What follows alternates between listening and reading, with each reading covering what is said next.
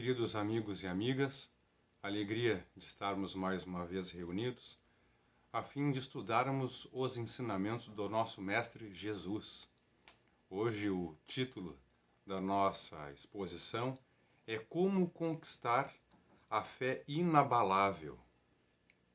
A gente já percebe que o próprio título traz em si uma conclusão, ou seja, de que é possível alcançar essa fé inabalável. Mas existe um método que no título se expressa através do como, ou seja, como é que nós podemos ter esta fé. E o que é a fé? Nós temos confundido durante milênios o sentido da fé, o que ela é, o que ela traz em si, quais as suas potências. E a fé, então, inabalável, qual é o poder que nós adquirimos com esta fé inabalável? É possível adquirir esta fé inabalável? Pois que os espíritos superiores nos esclarecem que sim, através do conhecimento, do estudo, da prática. E é isso que nós veremos agora, nesse breve momento, em que nos unimos em pensamento, em sentimento, para que esse conhecimento que nós adquirimos através da doutrina espírita venha se converter em novos sentimentos, novos pensamentos, novas atitudes. Vejamos o que Kardec coloca a respeito da fé. Kardec, no Evangelho segundo o Espiritismo, coloca que se entende que fé é a confiança que se tem na realização de uma coisa, a certeza de atingir determinado fim. Ou seja, nós utilizamos muito o termo fé como designado no sentido da crença, da confiança, até mesmo da certeza de que algo será atingido. Seja de que algo venha a acontecer ou que sejamos nós capazes de realizarmos algo. E baseado nisso, equivocadamente, muitas pessoas depositam a sua fé nos outros sem antes depositarem a fé em si mesmos. É isso que nós veremos no decorrer dessa exposição, porque a fé é uma força que nasce, que se desenvolve, que se manifesta de nós para conosco, para com o próximo e para com o meio, inclusive com a nossa relação com Deus.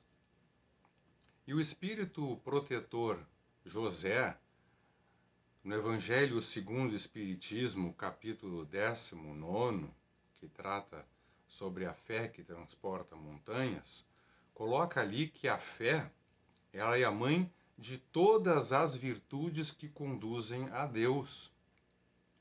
Ou seja, a fé, ela é necessária para o desenvolvimento de todas as virtudes. Coloca, inclusive, que a fé é a mãe da esperança e da caridade, ou seja, a esperança e a caridade são corolários da fé, ou seja, são o resultado da fé. Então aqui nós já podemos verificar que nós temos ainda uma compreensão um pouco limitada acerca da fé. Porque a fé não é só confiar, só acreditar. Ela é uma potência. É uma potência que, desenvolvida e aplicada na nossa vida, ela vai permitir que venhamos nós desenvolvermos todas as virtudes que conduzem a Deus. E coloca que para a fé ser proveitosa, ela deve ser ativa, não passiva.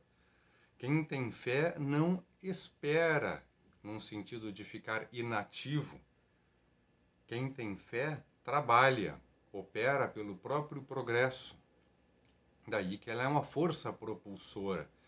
E aí nós vamos pensar como é que a fé pode ser corolário da esperança e da caridade. Então eu não posso ter esperança sem antes desenvolver a fé? É muito difícil. Porque a esperança em si, ela tem a característica de nos exigir a paciência, a resignação. Se eu não tiver a fé, principalmente a fé raciocinada, eu não terei essa paz de aguardar a sucessão das coisas conforme os desígnios de Deus. Eu ficarei aflito, ficarei angustiado. Poderia inclusive entrar em desespero, em agonia, em manifestar de maneira irritada e agressiva, até mesmo violenta. E a caridade, como é? Será que eu não posso fazer caridade sem desenvolver a fé? É muito difícil. Porque, principalmente no mundo de provas e expiações, é natural que nós venhamos a fazer o bem sem nenhuma retribuição. Se eu não tenho a convicção, a confiança, o saber de que os benefícios do bem que eu faço, né, me serão recompensados na vida futura, se eu não tenho essa consciência que vem da fé, eu acabo desistindo da caridade. Existem muitas pessoas que dizem assim, o que adianta eu fazer o bem? Olha a maneira que me retribuíram com a ingratidão, com a maldade, com a maledicência, com o abandono. Mas se eu tiver a fé, eu vou perseverar, terei a força de prosseguir na prática do bem. Por isso que a fé é a mãe de todas as virtudes. E Kardec coloca no Evangelho segundo o Espiritismo as propriedades da fé, propriedades que todos nós queremos desenvolvermos, desejamos ter estas propriedades da fé cada vez mais desenvolvidas em nós. A fé verdadeira, ela faculta a lucidez, a clareza para sentir, para pensar, para agir. Quem tem fé se vê na frente de uma situação muito difícil e fica tranquilo e lúcido, sabendo tomar as atitudes corretas, principalmente diante do mal, dos padecimentos, dos sofrimentos. Enquanto alguns se desesperam, e a gente vê que isso aconteceu muito durante a pandemia, e ainda prossegue esse tipo de manifestação, da falta de lucidez, as pessoas entram em pânico, em desespero. E se eu estiver com essa fé fragilizada, eu não terei a lucidez. E aí os bons espíritos vão querer me inspirar a boas atitudes, vão querer me encorajar, mas eu não terei ali o campo aberto, receptivo a essas boas influenciações. A fé também é sempre calma, característica da fé, e está associada à lucidez com a calma, porque eu não posso ter lucidez com desespero. A fé, sendo ela uma confiança no porvir, dentro das leis divinas, ela sendo essa segurança, ela me traz essa calma. Existem pessoas que dizem assim, eu rezei a noite inteira para que tal coisa acontecesse, para tal fim, rezei a noite inteira. Isso demonstra, de certa maneira, a falta de fé, porque se nós temos fé, nós iremos fazer uma prece sucinta, e pedindo aquilo que nós queremos, solicitando esse auxílio do mais alto, e por fim nós diremos, se isso não é de acordo, o que eu peço não está de acordo com a tua lei, com a tua vontade, Pai, que a tua vontade se faça. Olha a serenidade. Tendo nós, por exemplo, um filho doente, um parente amado numa situação muito difícil, e a fé traz essa calma, na certeza de que o melhor irá acontecer conforme os desígnios de Deus, se eu estiver agindo corretamente. Porque não existe nenhuma atitude e nenhum pensamento bom que não traga uma consequência boa. Então, se eu estou com a minha consciência tranquila, eu sei que eu terei a assistência de Deus. E se algo acontecer diferente daquilo que eu espero, é porque responde à lei de causa e efeito. Por vezes, responde a algo que eu tenha feito em outras reencarnações, Então aquele sofrimento pode não parecer justo no momento por conta do que eu tenho vivido, do que eu tenho feito, mas ele é a consequência de algo que fiz no passado e serve para me reconduzir à prática do bem, ao desenvolvimento da consciência, para que eu repare o mal que eu tenha feito. E aí, nesse sentido, neste conhecimento, nesta lucidez que a fé proporciona, eu adquiro a calma. E a fé também tem como propriedade, né, nos faculta a paciência, porque eu sei que nem tudo é para agora. Algumas coisas são para algumas reencarnações, mas se eu não obtenho o êxito que eu gostaria em algo, que eu empenho os meus esforços, isso irá se concretizar, se não nessa reencarnação, em outras. Aos poucos nós vamos galgando, conquistando as nossas competências, os nossos méritos, e nada de bom que nós fazemos está perdido perante Deus. Responde a essa lei de causa e efeito. Nós vamos então aos poucos construindo a nossa felicidade. E a fé faculta então essa lucidez de pensar, de agir, de sentir, nos dá calma, nos dá paciência. E todos nós queremos adquirir isso. Mas como é que nós podemos adquirir essa fé em um nível ao ponto desta fé ser inabalável? Vamos ver isso. O Espírito Emmanuel, no livro Pensamento e Vida, capítulo 6, esclarece que a fé, a definição da fé, vai muito além ainda da nossa compreensão, ao ponto de que a fé não encontra definição no nosso vocabulário. E aí ele coloca nesse capítulo 6, que a fé é uma força, é uma potência que nasce com a própria alma, uma certeza instintiva na sabedoria de Deus, que é a sabedoria da própria vida. O Espírito Emmanuel estende essa colocação, dizendo que a fé é uma força que existe em tudo que Deus cria. Todas as criações de Deus já têm essa potência que nós chamamos, essa força, esse poder que se chama fé. Um exemplo. Uma semente é largada num solo árido, num solo duro, pedregoso, ali no escuro. E essa semente, então, recebendo um mínimo de umidade, desenvolve a força para germinar, para crescer, para formar raízes, para romper o solo e para se direcionar ao sol. Esta força é a fé. A força que une os elementos dos átomos, que organiza as moléculas, também é a fé. E assim é conosco. Todas as nossas realizações, nós já espíritos, né, mais desenvolvidos, criaturas mais desenvolvidas na criação de Deus, nós temos a fé. Mas Jesus dizia que a nossa fé ainda é muito pequena, que se fosse do tamanho de um grão de uma mostarda, ele disse que simbolicamente nós teríamos capacidade de mover montanhas, porque a fé é uma potência que ainda está muito longe da nossa compreensão, e nós devemos desenvolver a fé.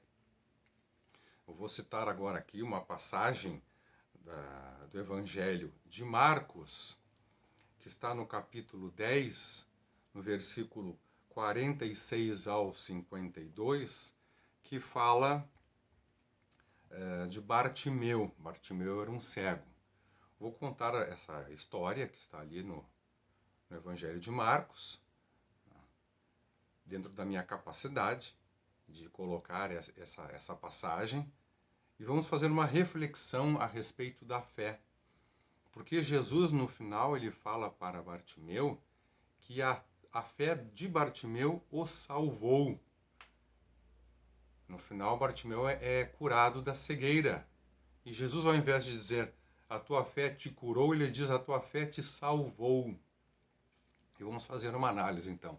Fazer uma reflexão a respeito disso. Estava lá Jesus e os seus discípulos, indo para Jericó. Já tinha uma multidão que seguia Jesus, porque ele realizava curas. Bartimeu era filho de Timeu e era cego. E tinha autorização do Império Romano para mendigar. Não eram todos que podiam mendigar naquela época. Somente aqueles que eram cadastrados no Império Romano. Eles recebiam ali uma capa que identificava, né, essa autorização para a mendicância. Bartimeu sabia que Jesus iria passar por ali, por aquela estrada, e ficou sentado na beira da estrada. Jesus foi se aproximando, foi caminhando junto de seus discípulos e a multidão ia gritando. Conforme Jesus ia chegando, Bartimeu percebia, né, a sua proximidade por conta da manifestação do povo. Imagina uma multidão gritando com a passagem de Jesus. O que Bartimeu começou a fazer? Começou a gritar mais alto. Bartimeu, cego, não enxergava Jesus, queria a assistência do mestre e começou a berrar. Berrava cada vez mais alto.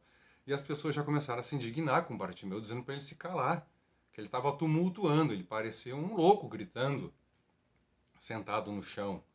Mas Bartimeu permanecia gritando, e dizia para Jesus, né, filho de Davi, tende misericórdia de mim, e gritava cada vez mais alto, filho de Davi, tende misericórdia de mim. O termo filho de Davi significava, naquela época, Messias, era um sinônimo de Messias. Então Bartimeu tinha certeza que ele era o Messias. Ele tinha essa convicção, ele tinha essa fé de que Jesus era o Messias e que Jesus podia curar ele. Então ele gritava desesperadamente, cada vez mais alto, para que Jesus o ouvisse. Ele tinha convicção que Jesus iria ouvir. Ele começa a gritar, filho de Davi, tende misericórdia de mim. Jesus passa com os discípulos por Bartimeu e fala para os discípulos, vai lá e chama e traz aqui esse homem. Os discípulos vão até Bartimeu e dizem para ele assim, tende bom ânimo, ele te chama, levanta-te. Aí levantaram Bartimeu do chão e Bartimeu tirou a capa dele. Tirou a capa que ele estava usando, a capa de mendigo, e jogou no chão. E seguiu junto com os discípulos. À frente de Jesus, ele ouve o mestre indagar, o que queres que eu faça? Aí a gente vê essa passagem, se a gente não tem um conhecimento do Espiritismo e do livre-arbítrio, a gente até pode se questionar, Jesus já não está vendo que ele é cego? Precisa perguntar o que ele quer? Claro que ele quer enxergar. Não, podia ser que ele quisesse outra coisa. Jesus queria que Bartimeu exercitasse o seu livre-arbítrio dizendo o que ele queria. E é claro que Jesus sabia o que ele queria, porque Jesus tem a capacidade de ler as nossas mentes. Saber dos nossos desejos, das nossas intenções, inclusive dos desejos e intenções mais ocultos. Então, Bartimeu disse que queria ter a vista, ou seja, de enxergar novamente. E aí Jesus, então, cura Bartimeu.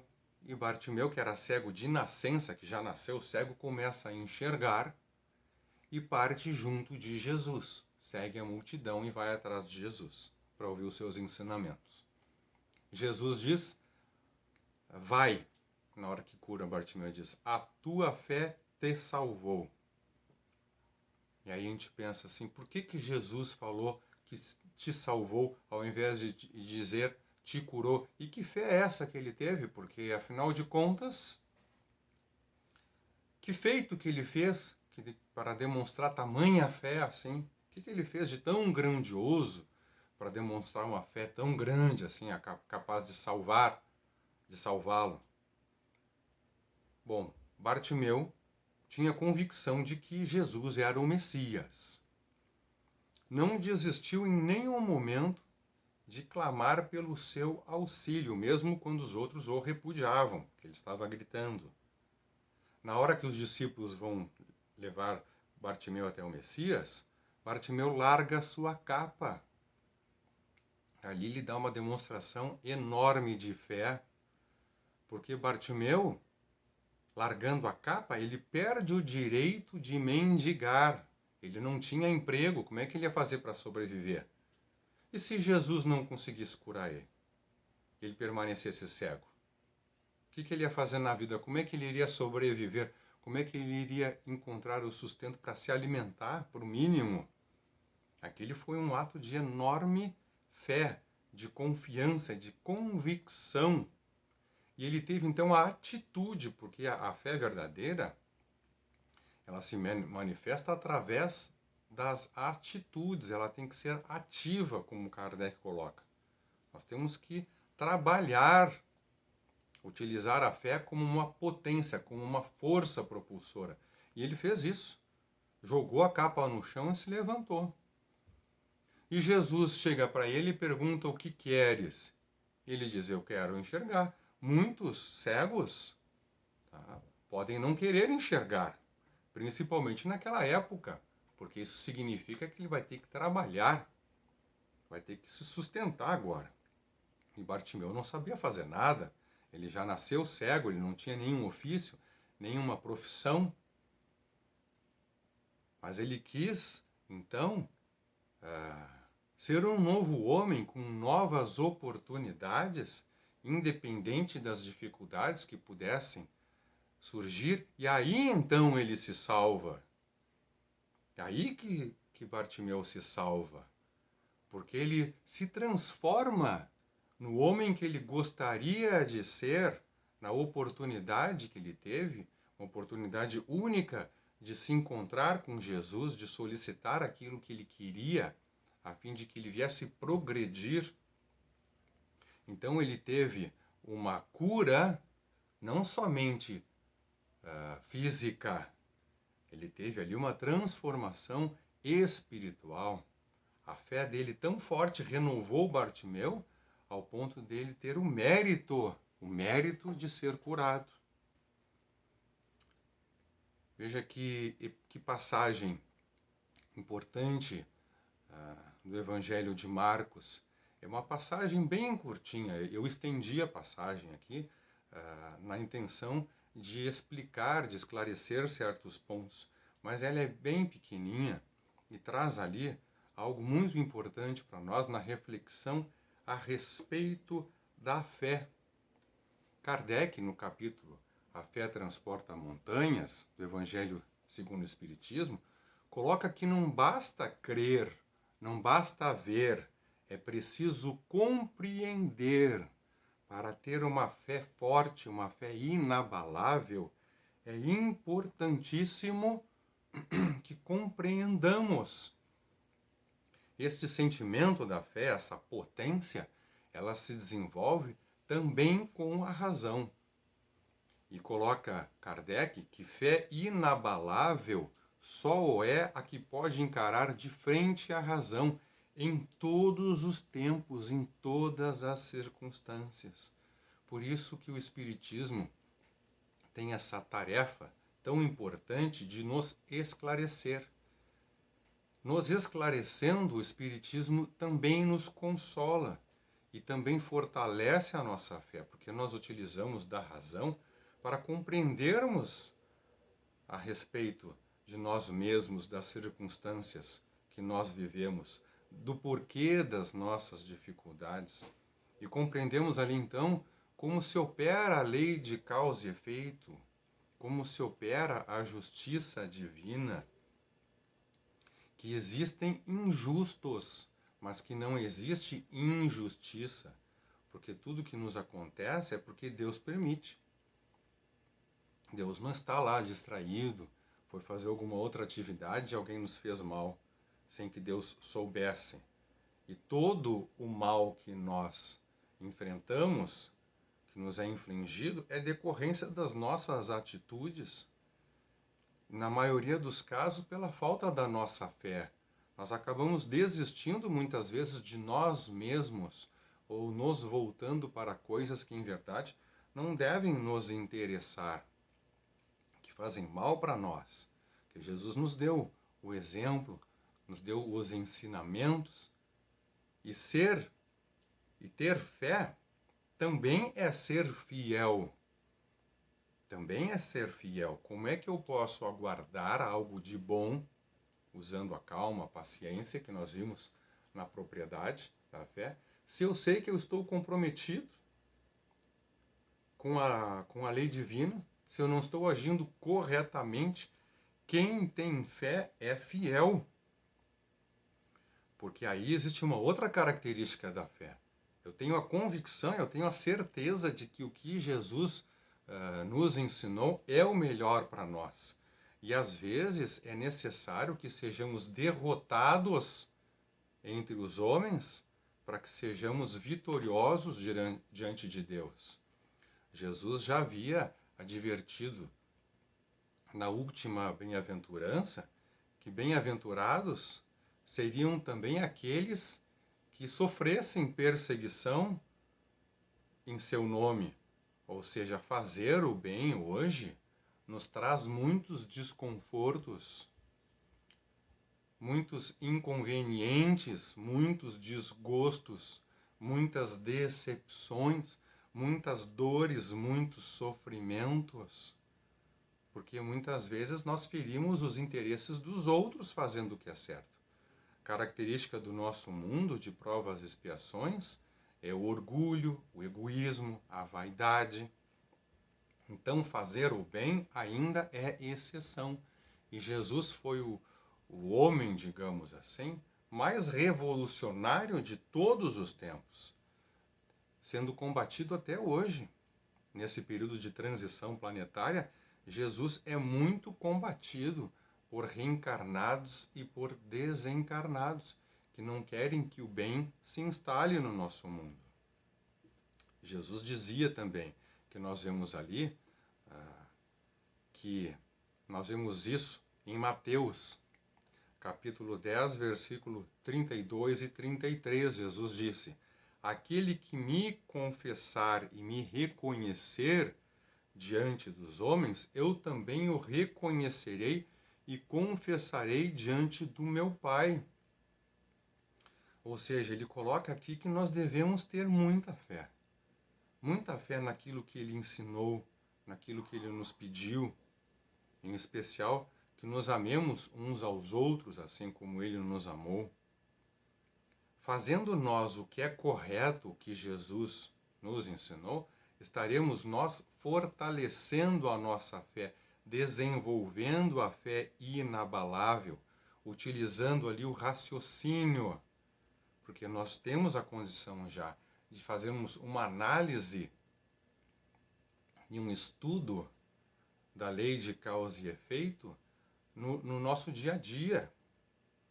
Jesus nos ensina a perdoarmos, por exemplo. Aí nós vamos lá, estudamos as características do perdão.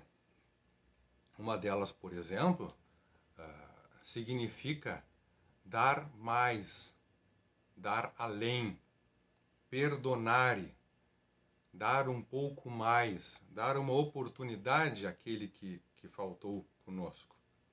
Aí nós vamos lá, utilizando da razão, sendo nós precavidos, utilizando a inteligência, para que não venhamos sofrer um mal desnecessário, e damos ali uma oportunidade. Fazemos ali uma experiência acerca da lei de causa e efeito. E nós poderemos ver em muitas situações o nosso inimigo se convertendo em amigo. Aí a nossa fé vai se tornando inabalável, porque nós vamos comprovando na própria vida que tudo que Jesus ensinou realmente é para o nosso bem. E aí vamos desenvolvendo essa lucidez, porque vamos tendo mais discernimento acerca do que pensamos, sentimos e fazemos. Começamos a ter mais calma, mais tranquilidade, serenidade frente às dificuldades, porque sabemos que tudo é transitório e que nos conduz ao bem quando fazemos o bem. Temos ali a resignação, né? Desenvolvemos a nossa inteligência, a nossa paciência, a nossa resignação, e sabemos nós esperar com tranquilidade. A fé inabalável, então, é uma virtude e é uma potência, mãe de todas as virtudes. É uma potência que todos nós temos dentro de nós. A fé mais importante, além da fé em Deus, a confiança em Deus, é a fé em nós mesmos. Sabemos que Deus é Pai, Deus é misericórdia, Deus é amor, quer o nosso bem. E aí então confiamos em Deus, mesmo que não consigamos entender o propósito da dificuldade, do sofrimento, do que se apresenta para nós. E temos nós também ali a fé em nós mesmos, sabendo que Deus não nos colocaria em uma situação que nós não podemos suportar. Não daria um fardo mais pesado do que aquele possível de ser carregado por nós. Então fica aqui a nossa reflexão sobre como adquirir a fé, como conquistar, porque ela é uma conquista, a fé inabalável, desejando que todos nós tenhamos então essa lucidez, essa paz, essa calma, essa harmonia, para todos nós, relembrando os ensinamentos do nosso Mestre Jesus, que todos nós consigamos vencer os nossos desafios, sendo hoje melhores do que ontem e amanhã melhores do que hoje. Muito obrigado pela atenção e peço que continue assistindo às palestras da Sociedade Espírita Paulo de Tarso através do Facebook e do YouTube. Muito obrigado.